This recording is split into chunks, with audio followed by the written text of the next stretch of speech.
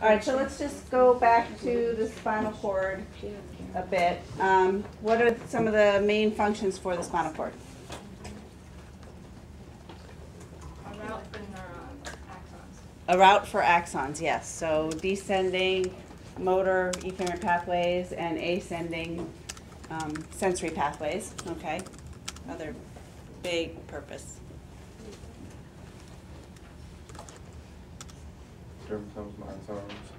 Segmental.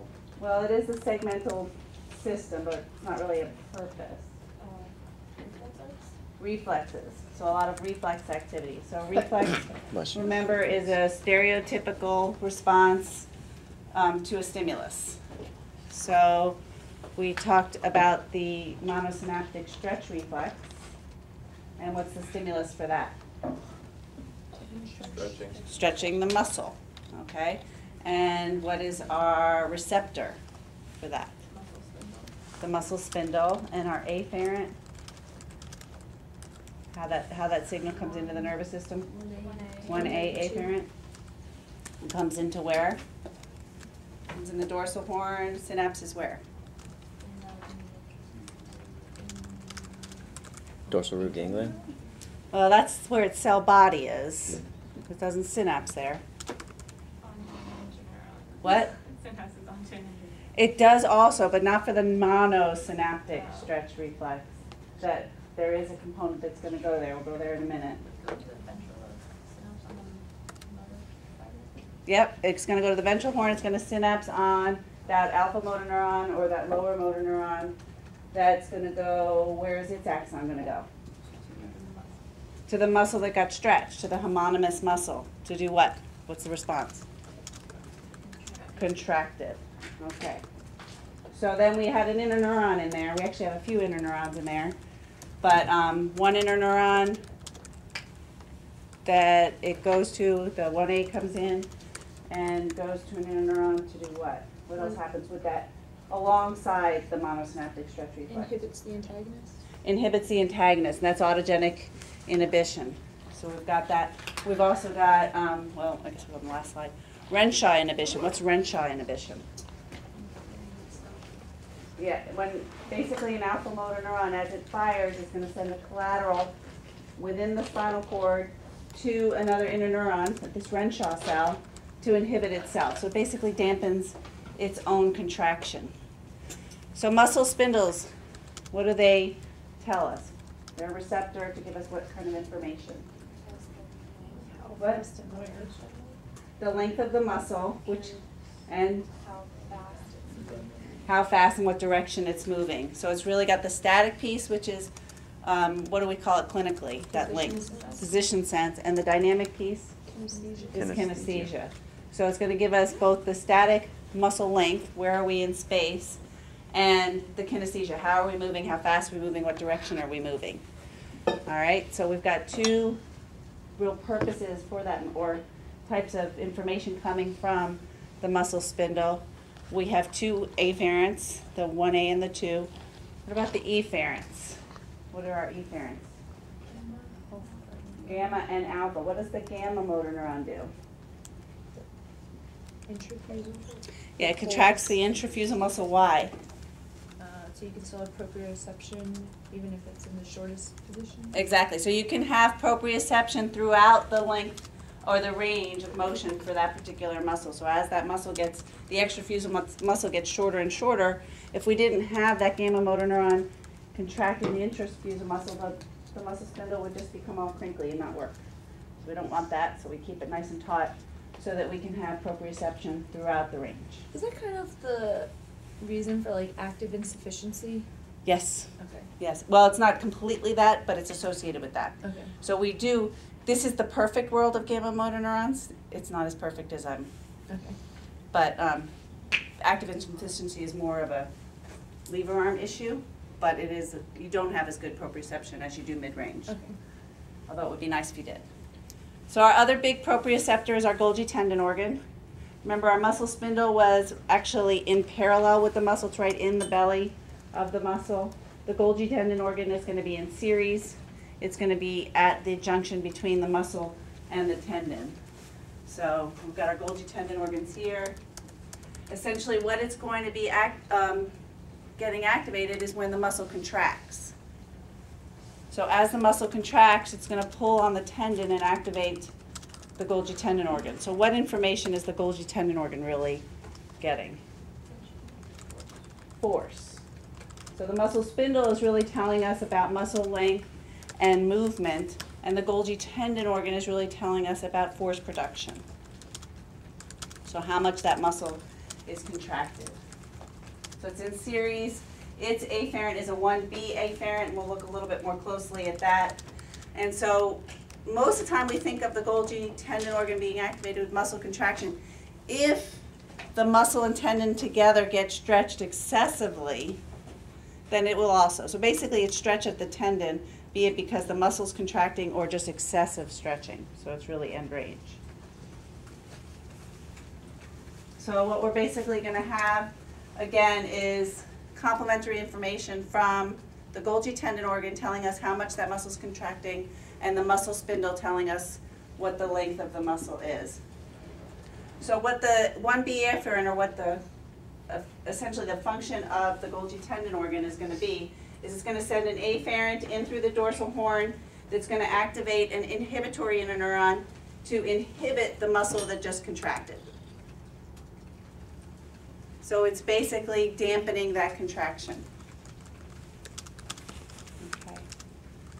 So it is somewhat protective in that if a muscle contracts too much, what might happen? Tear Tear what? of the muscle. The tendon could avulse, is what. It might actually tear it off. Does that ever happen? Like when? Who does this? Who tears their tendons?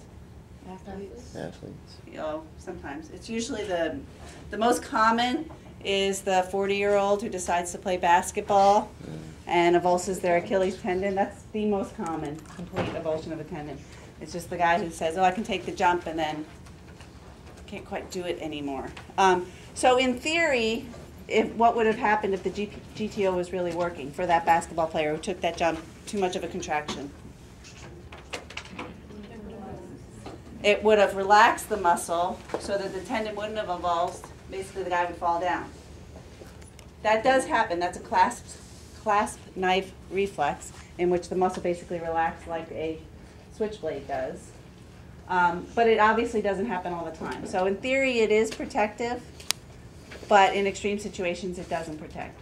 So it does help to inhibit that very, very strong contraction so that we don't have injury. And so the reflex is the clasp knife, or the reverse myotactic or inverse myotactic reflex, in which, again, we're having excessive contraction being the stimulus which stretches the tendon. Then our response is relaxation of the muscle. But in the reality of it is, just like the muscle spindle, its main function really is not the stretch reflex.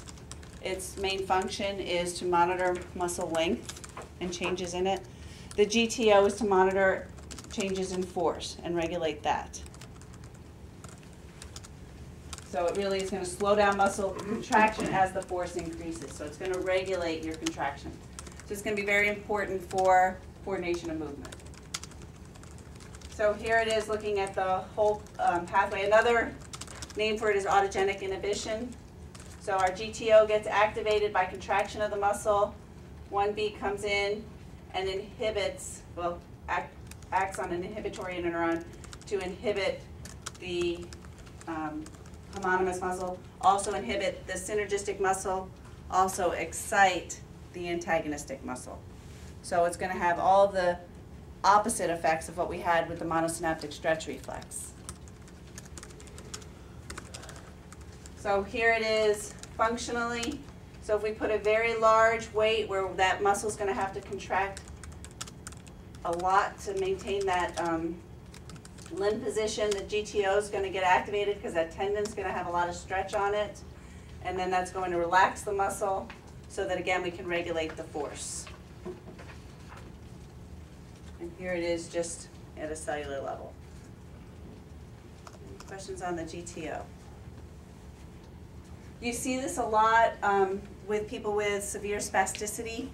especially when we do rapid position changes. So sometimes if you do a transfer or put them in a Hoyer lift or something like that, you'll see the person just completely relax suddenly.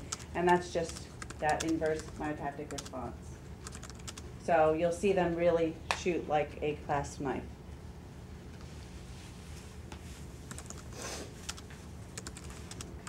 So when you're really thinking about proprioception, you should be thinking about both the GTO and the muscle spindle giving information simultaneously. Because in order to have controlled movement, we need to know how much force is being produced and regulate that force.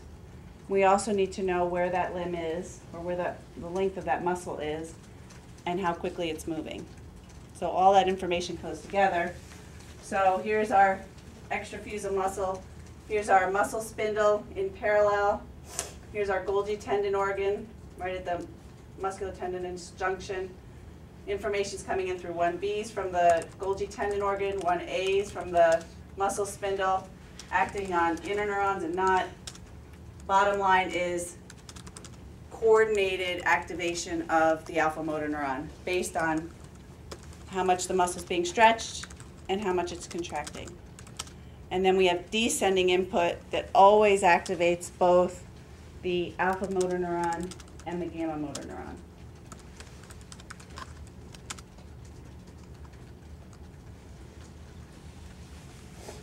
So that both the inverse myotactic and the monosynaptic stretch reflex are segmental reflexes. So as far as looking clinically at the integrity of the spinal cord, it's telling us how intact that particular segment is. Another spinal cord reflex is the flexor withdrawal that we talked about briefly last time, and that's when there is a noxious pain stimulus, the entire limb will withdraw reflexively. So the stimulus is pain, the response is withdrawal of the limb. So it could be the upper extremity touching something hot, going into flexion. It could be the lower extremity stepping on a nail, stepping on something hot, again, withdrawing. So what's different about this than the monosynaptic stretch reflex or the inverse myotactic reflex is that this is a multi-level response. So this is going to not just tell us what's happening at that segment, but it's also going to tell us if there's communication between the segments, those propriospinal neurons, those interneurons within or between multiple levels of the spinal cord. Because if we did not have that intact, and let's just say we just had, let's just say hip flexion intact, that really wouldn't do it, would it? When I step on a nail, if only hip flexion were to happen, that's really not going to work very well, is it? What do you want to do when you step on the nail? You want to flex your knee, you want to dorsiflex, okay?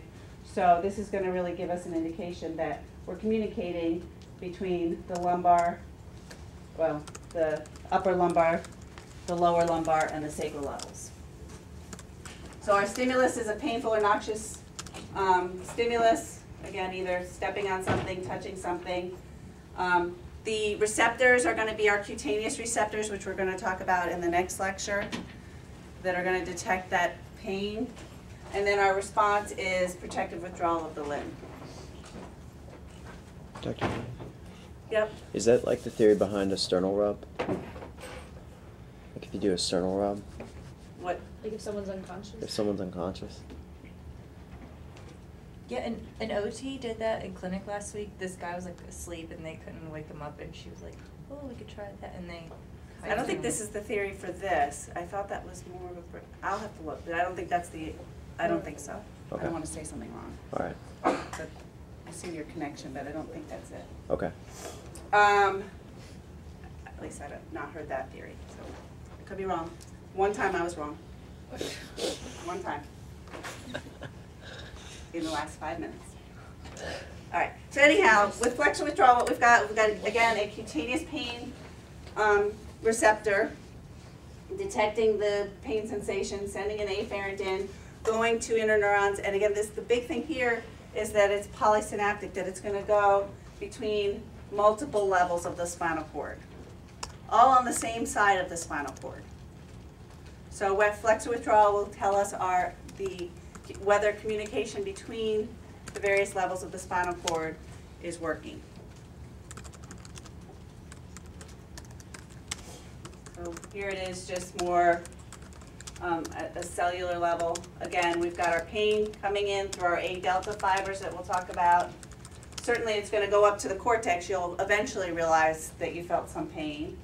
But the big thing on the spinal cord level is we're going to have communication between the levels to several different levels of lower motor neurons or alpha motor neurons. So it's an intersegmental reflex.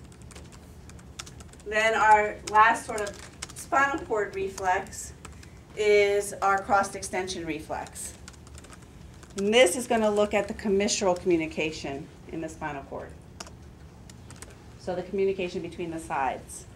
So when I withdraw that limb, I need to have the opposite limb extend so that I can maintain my stance or my position. Okay, so again, what we're looking at is our stimulus is withdrawal of the contralateral limb, and our response, or withdrawal of the limb, and our response is extension of the contralateral limb. So the big point here, though, is that information is going to come in on one side of the spinal cord, and we're going to have those interneurons, those commissural interneurons, communicating with the contralateral side to have a reflexive extension of the opposite limb. So we've got, yep. So is this why, like, if you're testing myotones, you'll sometimes feel, for back pain, like you'll feel it on, like if you're doing the right side, you feel it on, you feel your actual pain on the left side? Feel the pain on the left side? Yeah, like it's eliciting the pain on the other side. That is one of the theories. That we really don't know. That's like the whole mirror therapy idea too. Okay. Is that we don't really know exactly why. That is one of them, that it's at this level, but it's not very well supported. Okay. I don't know. All right, so we've got basically for our spinal cord integrity, we've got segmental reflexes that are going to tell us what's happening at that level.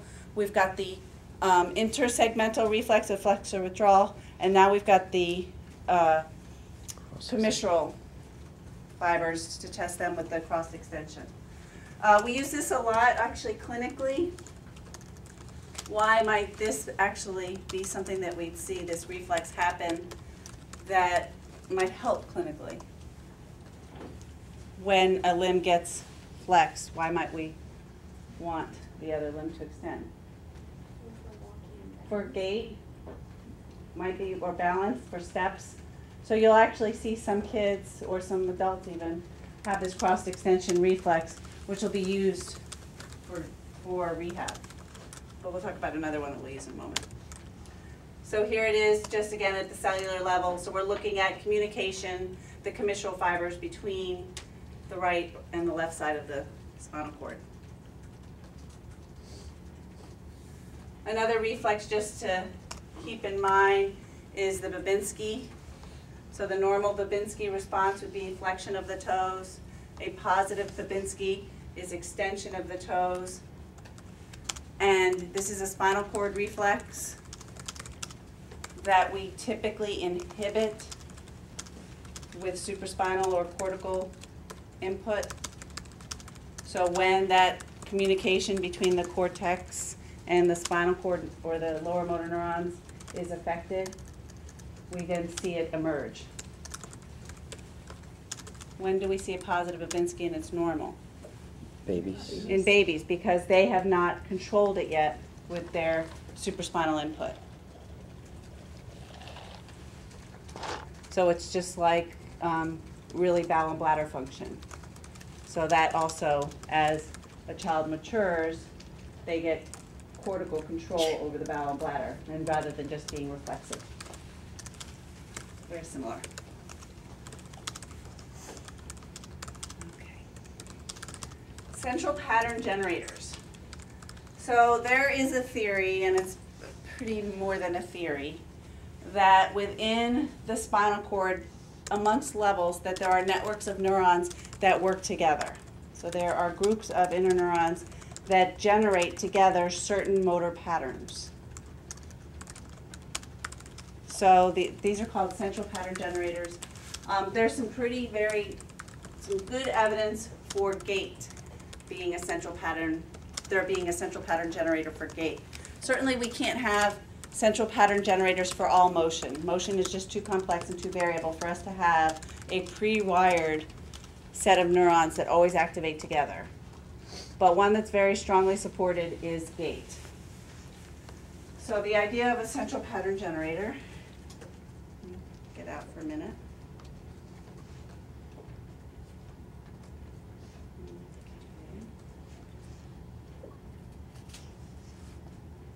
So this cat, this is a very old experiment.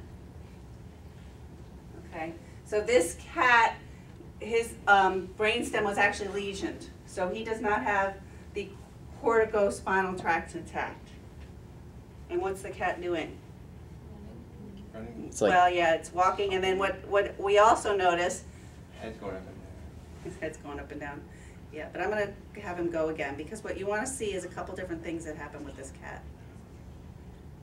One is he walks automatically. He has a reciprocal gait pattern when that treadmill moves. He doesn't start hopping or doing some other type of movement. So that suggests that there's some type of reflexive response, because he's not getting cortical input to that. And then the other thing that you should see is that as that treadmill goes faster, his gait changes.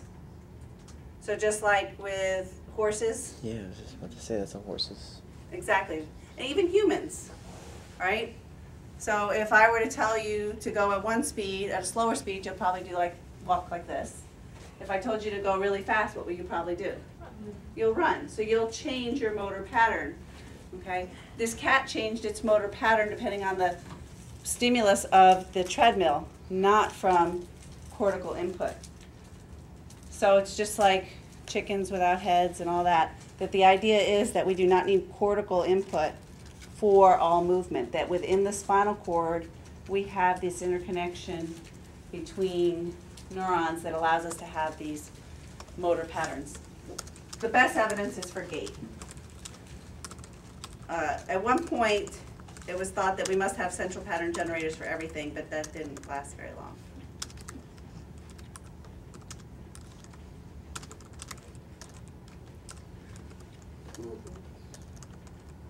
I put this in here just for you guys, just to review the, just to kind of summarize all the reflexes that we talked about at the spinal cord level. So this is just in your notes for you guys, what the receptors are, what the stimulus is, and so forth. Okay. All right, so this is a true story. We had a 55-year-old woman who had sudden paralysis of her lower extremities and loss of pain and temperature in her legs while on a cruise to Mexico. True story. She was taken by helicopter to San Diego for $15,000 for that helicopter ride. All right, so what do you guys think? Any ideas? Sudden paralysis of her lower extremities, loss of pain and temperature sensation in her lower extremities. She can feel where her legs are in space. She can feel deep pressure in her lower extremities. Both lower extremities are affected. What? The ventral horn, okay, ventral horn where? What? Spinothalamic tract. The ventral horn is gray matter. It has our lower motor neurons. Well, ask me a question about her. I'll tell you more. Ask me any clinical questions. What happened to her? Yeah, what happened? Was I can't tell you what happened to her. You can ask me a clinical exam question. Mechanism of injury. Is there a... No, nothing. Just sudden. Flaccid or spastic? Okay, that's a good question. Spastic. So she has bilateral lower extremity spastic paralysis. Why'd you ask that? Because I don't tell me to slow motor neuron or motor neuron. Like if it's at the spinal cord level or if it's in the legs. What suggests that besides just the spastic paralysis that it is not just lower motor neuron? what would typically happen with lower motor neuron? It would be one-sided. It could be one side, it would probably be one-sided, but it would also be segmental. I'm saying her entire lower extremities. So it's multi-segment. So imagine how you'd have to get all of the lower motor neurons. The only way to really do that is something like ALS or polio, where we're having some attack of those cells. Okay, so it's spastic paralysis. What's spared? Proprioception, deep pressure. So neuroanatomically, what's spared? Dorsal column. Dorsal columns. Her anterolateral artery must have a clot. Very close, Her but anterior spinal. Spinal artery must Why have a did you clot, say that? because it does the anterior 2/3 of the spinal cord. And that's exactly what she had. She had a hemorrhage of the anterior spinal artery. So, that's called anterior cord syndrome. Dang. And essentially, it is a stroke of the anterior spinal artery. So basically what that means is we're going to lose blood supply to the anterior 2/3 of the spinal cord. This happened at L1. So the motor function was lost below the level of lesion because she lost supply to the corticospinal tracts. So that's why we saw spastic paralysis. So we had those upper motor neuron signs bilaterally. She lost pain and temperature because of the lack of supply to the anterolateral tracts, which is going to carry our pain and temperature up to the cortex.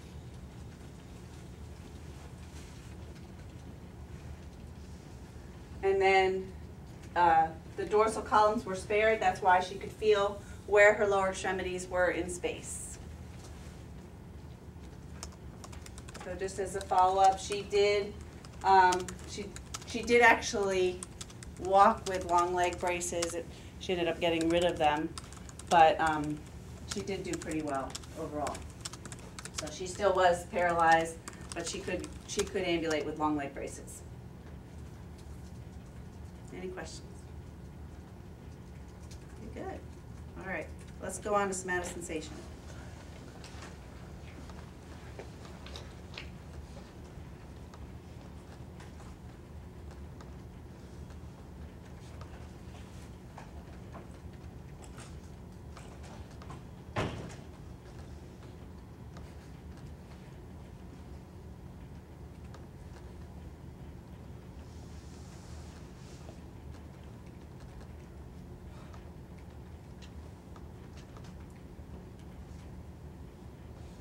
So basically from here, what we're going to do is we've talked now about sort of the organization of the spinal cord and segmental and intersegmental. Now we'll do the sensory systems, and then after that, we'll do the motor. Then we'll pull it all together.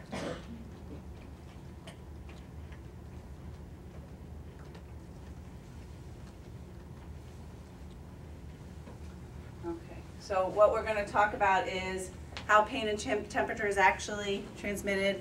We'll review the dorsal columns, or the dorsal column medium lemniscus and its exact pathway, and also the different sensory modalities. So one big thing is that we have about 3 times as many sensory neurons as motor neurons. So really to express the importance of somatosensation and just sensation in general in executing anything functional. We're not going to go through those. All right, so the function of the somatic sensory system is to basically give us an internal representation of the external environment. So to let us know what is happening on the body wall and with the body wall. So we have sensations for touch. Again, we have sensations or receptors throughout the body. We've got them on the skin, throughout all the layers of the skin. We've got them in the muscles. We already talked about the muscle spindles and the tendons for the Golgi tendon organs. There's going to be various types of receptors, and they are primed to detect particular sensations. So for the most part, we're going to be talking about nociceptors detecting pain, thermoreceptors detecting temperature, and mechanoreceptors detecting stretch. So whatever that receptor is primed for, its basic job is to turn that stimulus, stretch or pain or whatever, into an electrical signal that the nervous system can understand. So here's all our many, many types of receptors. We're not going to go through them all, but what do you notice about them? So we've got the various receptors in the skin, the cutaneous receptors, got the muscle spindle, got the GTO. What's the big thing? They're all myelinated except for C fibers. And we're talking about the receptors right now, but most of them are myelinated, but they're variable as far as how much myelination and how large, and we'll get to that for conduction. But what about the receptors? I mean, does this look kind of funny? And then we've got some free nerve endings here. We've got the muscle spindle set up. Big thing, the pacinian corpuscle, we'll love this one, the onion. The big thing is to notice that the receptor endings are very different.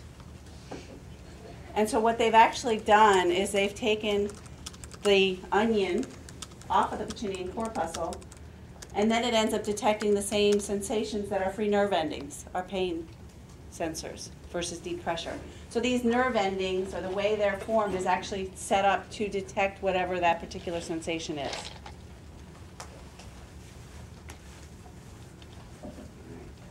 So the idea of transforming that stimulus energy into an electrical signal is called signal transduction, and that's what they're all going to be doing. Again, it could be chemical energy. Where would we be converting a chemical stimulus into an electrical response? What? In the blood, like oxygen levels, or I was thinking more obvious would be like the olfactory system, or the gustatory or taste system, but then certainly oxygen levels, carbon dioxide, the viscerosensory. And then thermal and mechanical is what we're going to talk a lot about. So the somatosensory neuron, again, we've got our sensory ending, our receptor, whatever it is, okay? We've got a pseudo-unipolar neuron with its cell body in the dorsal root ganglion, or in the cranial nerve ganglion for that matter. We've got a peripheral branch and a central branch. So here are various sensory receptors. Here's an olfactory neuron, gustatory, the hair cells in the inner ear for the auditory system. And again, we've got that same general idea that we have that pseudo-unipolar format. We've got a specific receptor, and then we have a great variety of diameter for these axons. So a couple things about the somatosensation. One is, again, every action potential is the same. So the way the nervous system is going to determine what is actually happening is by the characteristics of that action potential train. How does the nervous system know whether it's olfaction or vision or auditory information? The labeled line, so where it comes in. The frequency of action potentials is going to tell us the intensity of the stimulus. So how strong that smell is, how loud that noise is. That's going to be the frequency, how many action potentials are coming in within a certain period of time. And then the duration of that action potential train is going to tell us how long that stimulus is. So how long we're being touched, how long that smell is there.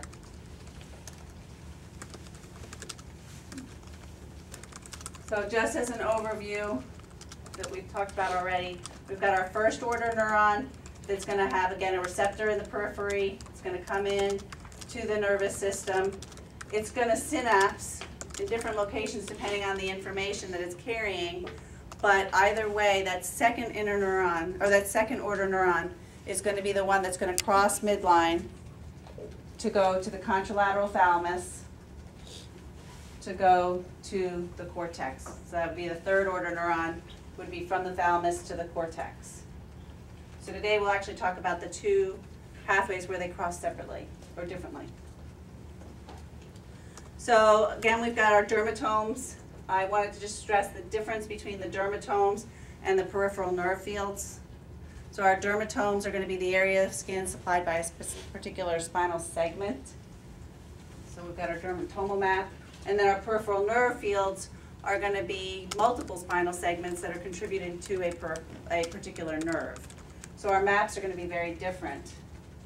So that's going to tell us, again, is it a more central lesion where we have a dermatomal loss, or is it a more peripheral lesion where we have a peripheral nerve loss?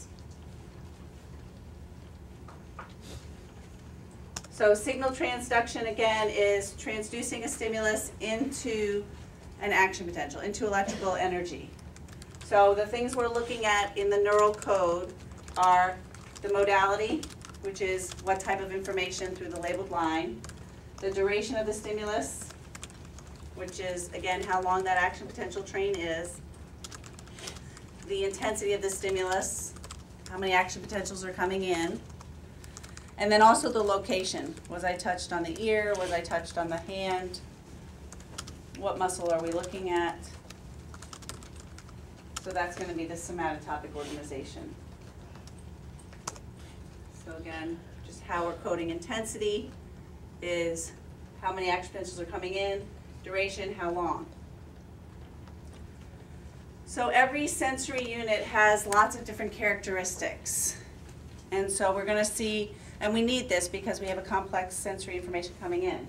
So we're going to have its preferential sensitivity, which we'll look at, which is basically going to tell us whether it's going to be more sensitive to pain, whether it's going to be more sensitive to deep pressure, vibration. We're going to have its receptive field, which we'll look at, its threshold, how much stimulus is needed to get that receptor to have a receptor potential, the type of discharge, the conduction, the rapid or slow conduction of that afferent fiber, and then finally how well it adapts, or how quickly it adapts. So the first is receptive fields. So every sensory unit has a receptive field, which basically is the area that that receptor is going to actually respond to. So we could have very small receptive fields, like we do in the hand, where basically this receptor is only going to get activated if a very distinct small region in that hand is touched. Then, for example, on the back, we have very large receptive fields, where if we have a receptor here, you could touch in this whole entire region and it will activate that receptor. So within this receptive field, we're going to have the threshold for stimulus vary. So if that sensory receptor, or if you're touched in the center of that sensory receptor's receptive field, it's going to have a lower threshold. So it's not going to take a lot of touch to activate that receptor. So I could touch pretty lightly here, and that'll activate the receptor. But on the periphery of the receptive field, I'm going to have to give it a lot deeper pressure, a lot more stimulus for it to get activated. Okay. So again, what we're talking about is that the threshold for how much stimulus is going to activate that receptor varies depending on where in the receptive field it is. Because these receptive fields are going to overlap with other receptors. Okay. Does that make sense? Then we've got our conduction. So here are our different types of sensory fibers going from A alpha, A beta, A delta, and C, going from our fastest to our slowest. Okay, going from our most myelinated to our unmyelinated, and going from our largest diameter to our smallest. So what is going to determine conduction speed? Myelination, that's going to make it go faster, and diameter. So the larger diameter neurons or axons and the more myelinated axons are going to conduct that information more quickly to the nervous system. So again, we've got proprioception being our fastest, and then pain and temperature actually being our slowest.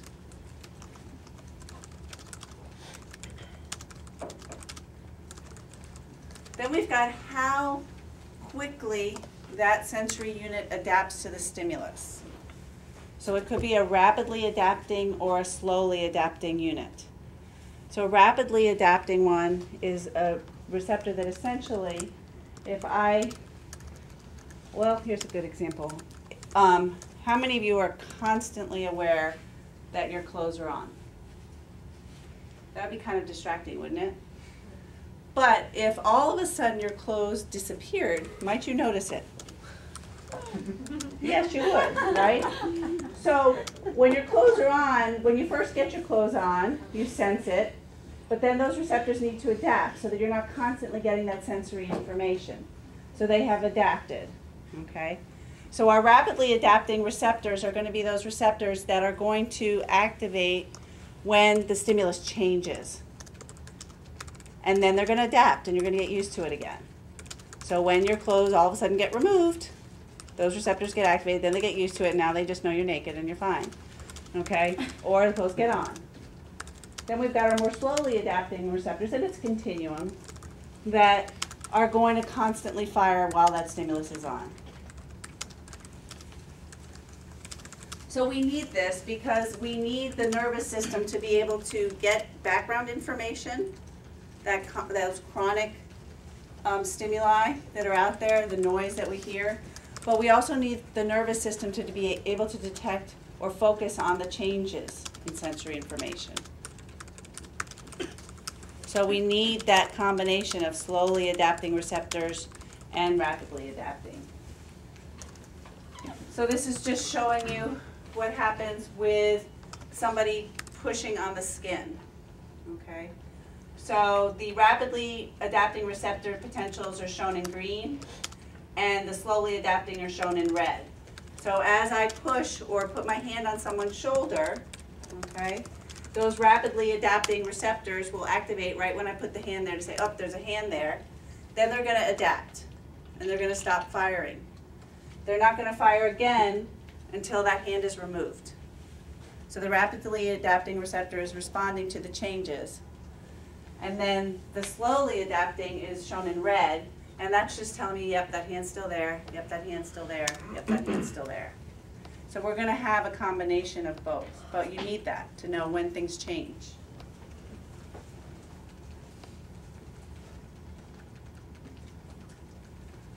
All right, we can have receptors for all different types of information. So we have our extra receptors, which are going to be the ones that are really receptors for the external environment. These are going to be our touch receptors, pain, pressure, warmth. Interoceptors are going to be mostly our visceral receptors, telling us if our blood vessels are dilated, that sort of thing. Proprioceptors we talked about. And then we also have our teleoceptors, which are going to actually detect things that are not going to actually touch the body wall. They're not going to directly contact with the body wall. So what might that be? Things from the external environment that we need receptors for that are not really things that are touching our body wall. Light and sound. Those are our big ones.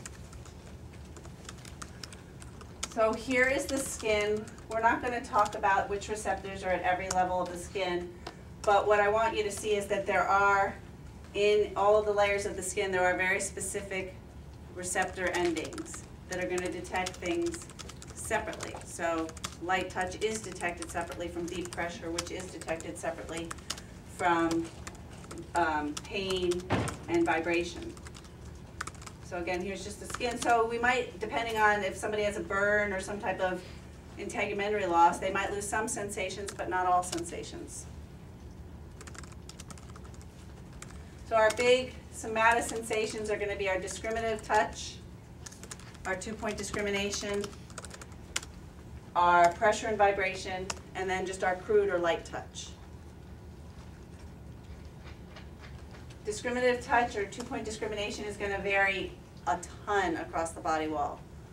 So this is going to be, and this is just showing you where 2-point discrimination is best. So we can detect between smaller distances in the fingers, and then it's worst in the calf and in the back and so forth. So that's a reflection of a couple things. The size of the receptive fields in those regions, and the number of actual receptors there. So we have tons of receptors in our fingers and very few in our calf and in our back. So the more receptors we have, the smaller their receptive fields and the more discriminative power that we have. And it's all relative. It goes up the chain in the nervous system, even to the cortex, so that the areas with more receptors get more representation in the cortex. So that's our homunculus. And that's going to vary depending on the organism. So this is our homunculus, and relatively this is our homunculus. So lots of receptors in the fingers and in the mouth, versus the cat, the rabbit, and the monkey, where their fingers and mouths are not nearly as distinct, but they detect a lot through their whiskers. We don't generally detect anything through our whiskers. So, some of us do. I don't think so. All right, nociceptors are going to be our pain receptors. And so these are basically going to be protective. So they're going to indicate that there might be tissue damage. Okay, so it's usually a high level of stimulus. These are going to be free nerve endings. So they're not encapsulated at all. And they're going to be connected to our A delta or our C fibers, which are very lightly myelinated or unmyelinated axons. Chemoreceptors are going to be chemical changes. Again, you guys came up with oxygen. Osmolality is one, taste, smell. And then electromagnetic we'll talk more about with the visual system. So here's just a list of the receptors and where they're located. So we'll get as we go through each system. But then the big thing is this information needs to go into the central nervous system to be integrated. So we're going to talk about how it gets to the various areas. So we're certainly going to have dedicated pathways. We're going to have specialized receptors detecting mechano or stretch stimuli, detecting touch, detecting pain. Then we're going to have dedicated pathways that are going to be organized by modality and also by where they are in the body, so somatotopic and topographic.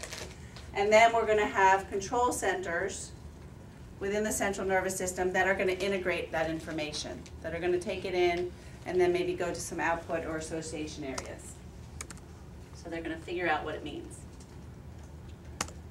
So essentially what we've got with all of the systems is we've got a hierarchy.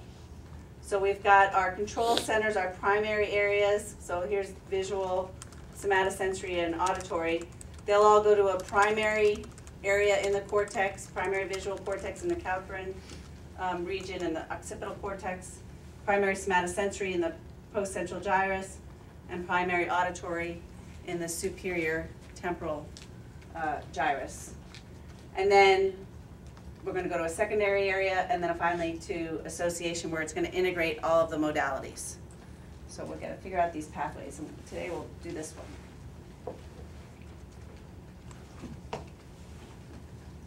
So again, when we look at an action potential, they're all the same. So we really have to be able to code it in some way, and the biggest way is with the labeled line and then the characteristics of that action potential train.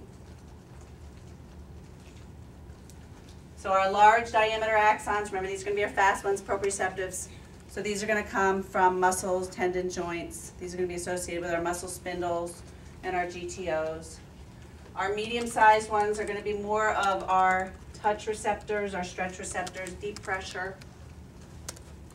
And then our smallest ones are going to be pain and temperature. And crude touch, which is all going to be our anterolateral pathway. So we've got our serial pathways, which we'll talk about the dorsal columns and the anterolateral tracts, where we're going to have first order, second order, and third order neurons going up to the cortex. And then we've got our divergent pathways, which is going to be our parallel pathways, going to regions like the brainstem to arouse us to that stimulus or to calm us to that stimulus in the reticular formation.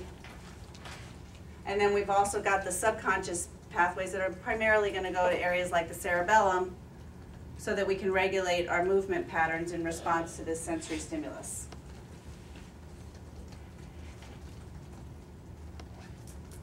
And then once we get to the cortex, remember that our modalities and our somatotopy is organized in columns. So now we've already talked about the different types of receptors. So if we actually look at the post-central gyrus, what you'll see is you'll see a column for slowly adapting information or slowly adapting receptors, and then rapidly adapting from one digit and then the next digit. So you're actually going to have different receptor types and different types of information getting carried into each vertical column. Each cortical neuron has an associated somatotopic receptive field. So if it's activated in the middle of the receptive field, is its threshold low or threshold high? Low, and so it's going to get activated more. If it's activated on the edges of its receptive field, the threshold's high, so it takes more stimulus for it to get activated. And so then again, just what we talked about earlier, the neurons that get activated the most inhibit their neighbors. So that helps the nervous system to determine exactly where that stimulus came from, because we've got that surround inhibition. So the three sensory pathways that we're going to talk about going up through the spinal cord are the DCML, the anterolateral system, which is sometimes you'll see it called spinothalamic. That was the old name. Now it's called more anterolateral. And then the spinocerebellar pathways. So the DCML is going to be discriminative touch, proprioception, deep pressure, and vibration. And it's going to carry it to the contralateral, from the contralateral side of the body to the cortex. We've got our fasciculus gracilis and our fasciculus cuneatus, which are the pathways of the dorsal column, coming from the lower extremities for the gracilis and the cuneatus for the upper extremities and trunk. The interlateral system is going to carry pain and temperature and crude or light touch.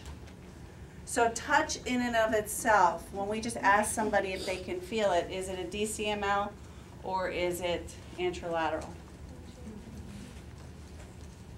If we're just taking like a cotton ball and just doing very light, it's anterolateral. But if we're really just touching them, it's actually going to activate both. So touch in and of itself is actually regulated by both systems. But that light, very crude touch is an anterolateral pathway, and that deep pressure discriminative touch is DCML. So just as a little infomercial, what happens when you have pain and temperature to your level of arousal, or pain and heat, hot heat?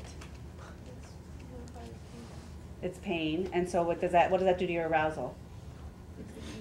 It's going to increase. So the anterolateral activation tends to increase activation of the reticular formation and increase arousal level. Okay? Because usually when someone pokes you and hurts you, you don't keep sleeping, right? How would that relate to that light touch and also getting activated? Tickling. So, and that's a good example of anterolateral activation through touch, is tickling. So that very crude, light touch. And what happens when somebody hugs you? It decreases arousal, it calms you down, right? Or it should. And that would be DCML. So they really are sort of complementary pathways. The interlateral tract, for the most part, is going to be stimuli that are going to arouse, that are going to activate the nervous system. And the DCML is going to be stimuli that generally calm the nervous system. When does vibration calm you? Massage, yeah. Brookstone makes a lot of money off of that. Cars. So a lot of that kind of solid stimuli are very calming. All right. What? Not like jackhammering. That could actually be stimulating. All right, we actually have different types of pain. I'm not going to get into the neospinothalamic and paleospinothalamic, but just realize that pain is actually transmitted through faster pathways and slower pathways. So this would be our stabbing pain versus our aching pain are actually transmitted separately. And then our spinocerebellar system is going to be our subconscious proprioception. And this is actually going to be a pathway that is going to relay information from the same side of the body. So the anterolateral and the DCML are giving information from the opposite side of the body, but the spinocerebellar are actually going to be from the same side. So when we have a cerebellar lesion or a spinocerebellar lesion, we do not often have those contralateral presentations like we have with the other sensory pathways. So here are the fibers coming in. Again, remember that coming in through the dorsal root, they are topographically organized, and so those lightly myelinated fibers are come in more medially than the more heavily ones, but again, they're just separate. What we want to look at is, okay, we've got these A alpha and A beta fibers, so these very heavily myelinated fast fibers, these are proprioception. Which pathway is that going to be? DCML. So what I want you to see at this point is with the DCML, it comes in, does not synapse, and is going to go up the spinal cord. With pain and temperature, which are shown here, this is our eventually will be our anterolateral pathways, they come in and they synapse almost right away in the spinal cord. Then the second order neuron crosses and goes up the contralateral spinal cord. So this is going to be important because it means that pain and temperature in the spinal cord, that information actually came from the contralateral side of the body, but deep touch, deep pressure, and discriminative touch, that came from the same side. Because where does that information cross for the deep pressure, discriminative touch? The medial lemniscus, which is up where? In the brainstem. So for the dorsal column information, that's traveling up the ipsilateral spinal cord. For the pain and temperature or interlateral, that's coming up the contralateral. So we're going to have very different clinical presentations depending on the lesion. So the receptors for the DCML are mechanoreceptors. So they're basically stretch receptors, all different types. Pacinian corpuscle, that'll detect vibrations. Meissner's corpuscle, that'll detect deep pressure. We talked about our muscle spindles for proprioception and joint receptors. So again, they're all different mechanoreceptors. The first order neuron is going to be connected to whatever mechanoreceptor there is, cell body in the dorsal root ganglion, and then its axon, its central axon, is going to come in and come up the ipsilateral side of the spinal cord. So there's our first order neuron. Oops.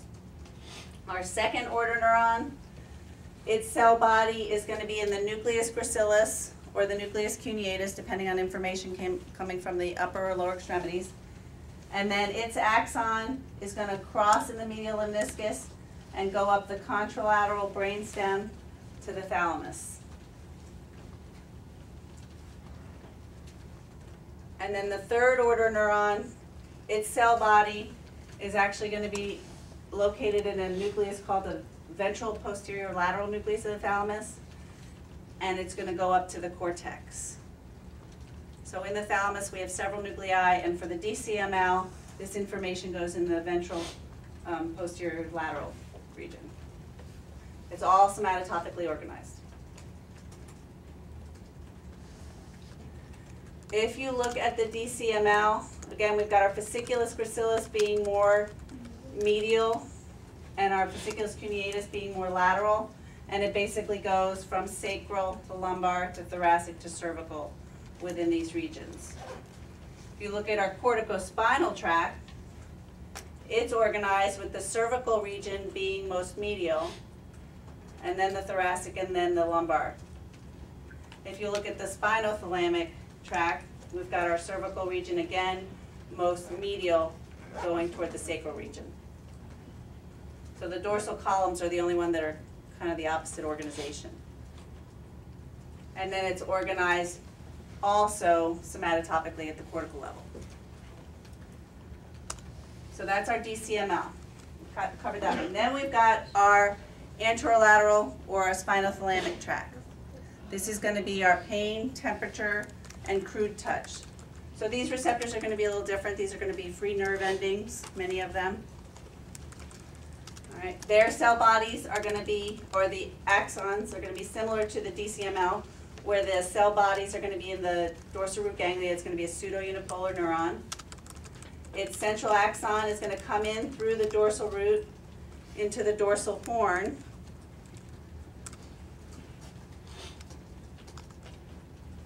And actually, let's just look. It's actually going to synapse with a cell body in the dorsal horn. It's going to do that within a couple of spinal levels. So it might go up or down a couple spinal levels.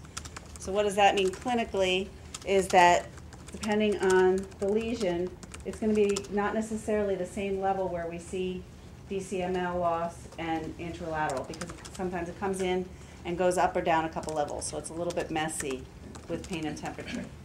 But it's going to come in and it's going to synapse right in the spinal cord, pretty close to where it comes in, within a couple levels. Okay, and then our second order neuron is going to cross the spinal cord. It's going to cross the spinal cord at the anterior white commissure. Where is the anterior white commissure? On the gray, What? It's in the gray matter. around the canal. Yeah, it's just anterior to the central canal.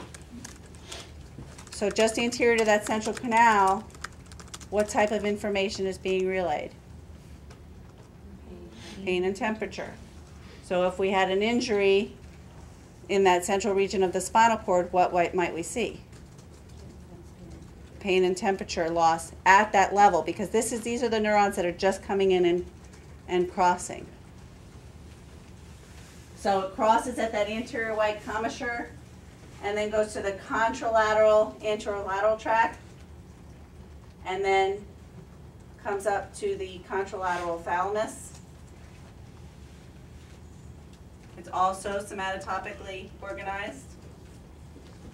So there's our second order neuron. Again, cell body in the dorsal horn. Its axon crosses the anterior white commissure and comes up the contralateral spinal cord. And then the third order neuron is going to be just like with the DCML, going from the VPL of the thalamus up to the cortex.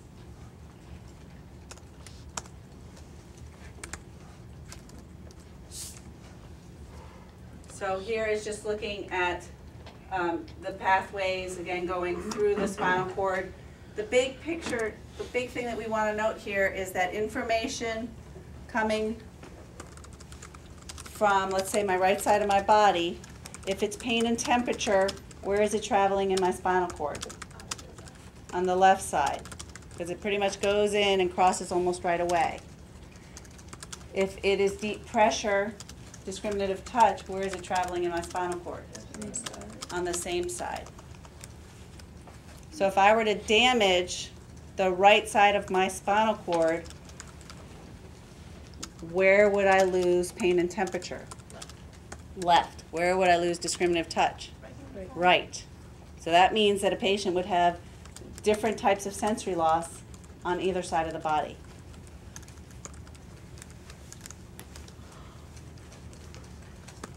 The trigeminal thalamic tract, this is really going to parallel the DCML and the anterolateral tracts, but where is this information going to be carried from? The face. So sensory information from the face is gonna come in, it's gonna synapse in the trigeminal nucleus, which is in the pons, and then it's gonna cross and go to the contralateral thalamus, and then go up to the cortex. Good. So instead of synapsing in the dorsal horn, we're synapsing in the trigeminal nucleus. So our first order neuron, very similar to what we saw before. It's got a pseudo-unipolar. Instead of being a dorsal root ganglion, it's just a cranial nerve ganglion. The trigeminal ganglion comes in, synapses in the trigeminal nucleus. Second order neuron crosses, goes up to the contralateral thalamus.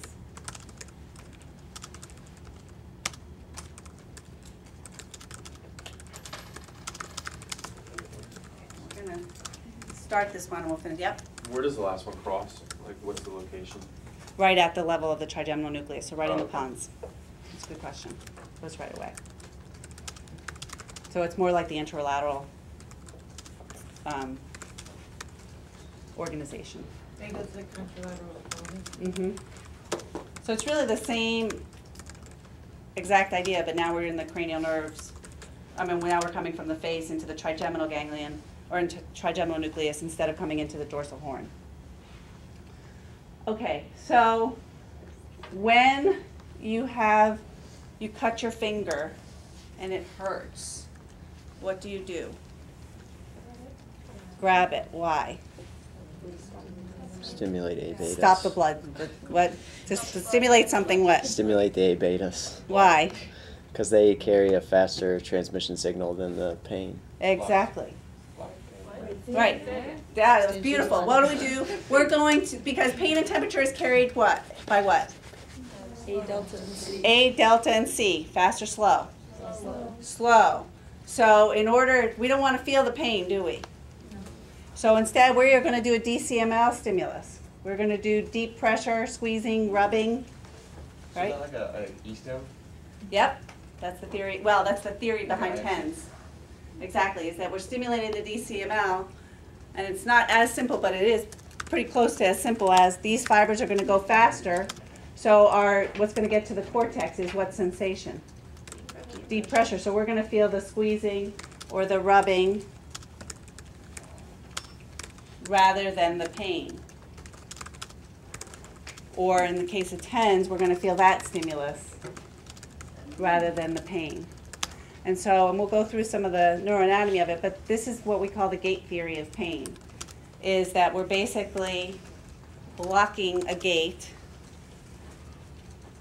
that allows that pain to be transmitted. So we're tricking the nervous system. And the thing that, there are people that argue that this isn't really happening, and I find that very hard to believe because we can come up with a million examples of how we stimulate the DCML to stop the interlateral pathway. And what happens when you take away the rubbing? It hurts again. So, physiologically and in therapy we do it all the time, and we do it a lot for our mood as well. So many people can't sleep without having a blanket on them or heavy pressure, right? And what kind of stimulus is that? That's deep pressure, that's that DCML. So kids with autism who have lots of sensory issues, does anybody know what kind of strategies they do? Don't they put like a vest on them? You can put a vest, a weighted vest, what's that going to activate? DCML. DCML. Some of them have lap buddies, those little weights that they can put on their laps to calm them down. Some of them push their heads down.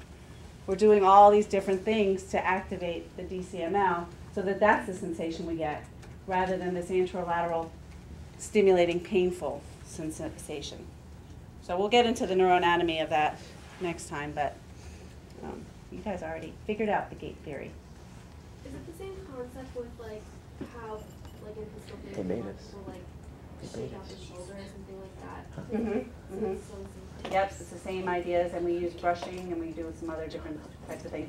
And basically, we've got these two pathways that are competing for cortical attention, let's say. And we'd all rather have deep pressure and happy sensations than the ugly pain ones. So, all right. Well, we will talk about this part next time. So, I'm going to be back with you guys after a little break for a totally different type of talk, but it's at 12, right? Yeah. Okay.